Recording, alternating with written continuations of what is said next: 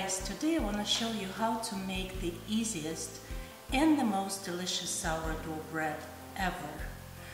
And seriously, it's so easy, a 3-year-old can do it. If you won't be able to do it, you might just as well leave. No, come back, because I want to show you how fast and easy with just several ingredients and a little bit of patience you can do this. In a large mixing bowl, I have 3 cups of all-purpose flour. It doesn't really matter, you can use all-purpose flour or you can use bread flour. Doesn't make any difference. So to that, we're gonna add a half a teaspoon of active dry yeast, and maybe that much. Okay, we're gonna add 1 teaspoon of salt and 1 teaspoon of sugar. And we're adding all these ingredients directly into the flour. So we're gonna whisk it all together. And you're also gonna need 1.5 cups of cold water. In that cold water, we're gonna add 2 teaspoons of oil, and I'm using avocado oil, but you could use any oil you want. Whisk it all together, and at this point you can just make a plain white sourdough bread. You just need to combine your dry ingredients with your wet ingredients and it's done. But I'm gonna make this bread a little bit more interesting. So to the flour, I'm gonna add 1 cup of chopped walnuts and 1 cup of craisins, which is this is cranberry, dried cranberry. Okay, and you are gonna need a spoon like this, or if you have a wooden spoon, plastic spoon, it doesn't really matter, because we are using just the handle of the spoon. So we're gonna start adding the flour. First, just mix it all together, you know, let the flour coat your cranberries and your walnuts, because this way they will not sink to the bottom when the bread is baked. And we're gonna start adding our water. Just maybe add half and mix it and see what the consistency is, because you know, flour in every household is different. Some of it is more wet, some of it is more dry, so you will see how much water you need. But it's approximately 1.5 cups. So it looks like I'm gonna need the whole 1.5 cups. So just keep mixing it until all flour is combined.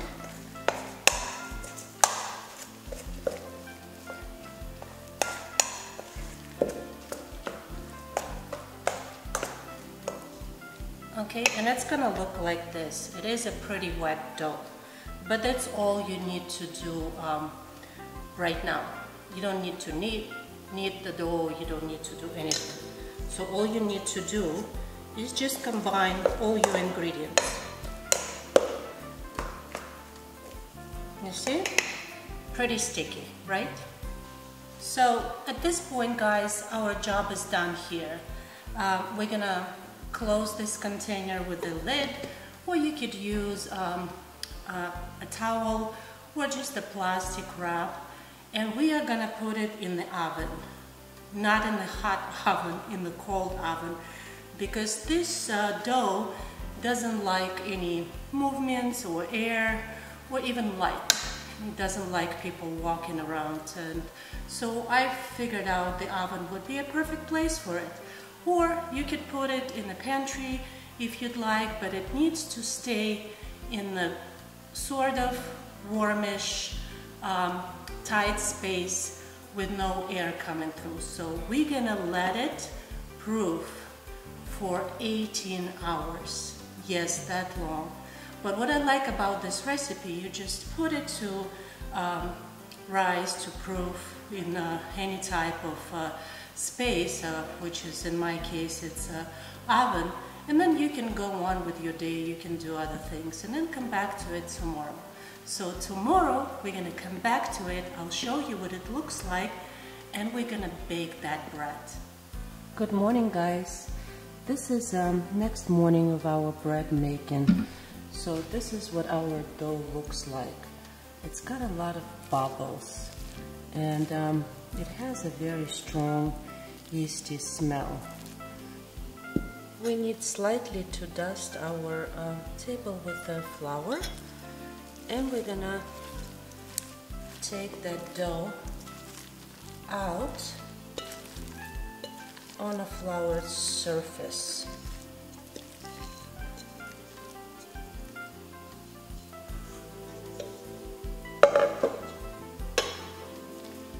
And just very carefully try to form the loaf.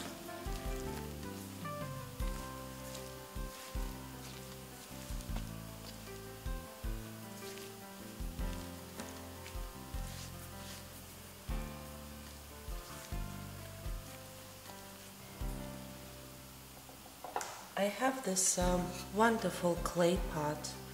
I believe it is German, but I pre-soaked the clay pot for 15 minutes, and then I'm gonna put my bread in here. And because I am making my bread in the clay pot, I do not need to preheat the oven. So I'm gonna put it at 475 degrees Fahrenheit in the cold oven, and we're gonna come back when this bread is ready. And I'm gonna cover the top of this clay pot, and this goes into the oven.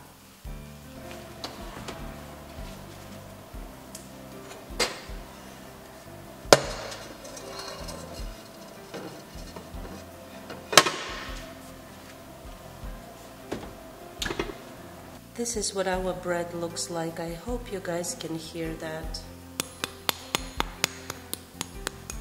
You see this nice and crusty top, and if we take the bread out, it's gonna be cooked all the way through. I'm gonna let it cool for a couple minutes, and I'm gonna take it out, cut it for you, so you can see what it looks like inside. This is what I called a perfect loaf of bread.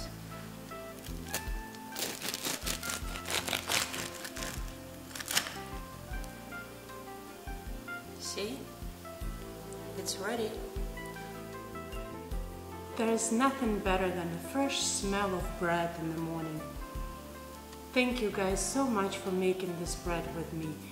And thank you for being patient. Yes, I know it did take 2 days to make it, but look at the results. It's absolutely beautiful.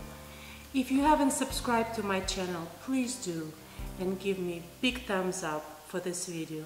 Thank you so much, guys. I love you. Bye.